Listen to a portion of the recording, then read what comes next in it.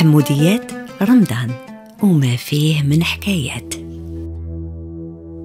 بين الرموز، الأشكال والألوان الزاهية، زربية غرداية هي فخر التراث الثقافي تاع وادي ميزاب. هاد الزربية الزينة مصنوعة من الصف الحرة من طرف حرفيين تاع المنطقة، أغلبيتهم نساء. هاد الزرابة يحكيو تاريخ المنطقة. عيد الزربية في غرداية هو حدث سنوي يتم تنظيمه في شهر مارس من طرف غرفة الصناعات التقليدية باش يبين كيفية صناعة الزرابي تاع الصوف بطريقة تقليدية.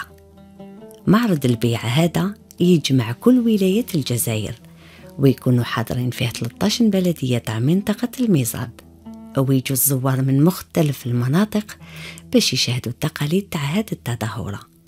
وخلال 6 أيام تاع هذا الحدث يكونوا فعاليات ودورات رياضية وسهرات موسيقية ونشاطات أخرى. هذا العيد يميز بداية الربيع في غرداية ويخلص بعرض لأجمل الزرابي والترافق ورقصات فولكلورية ومرور تاع المهارة.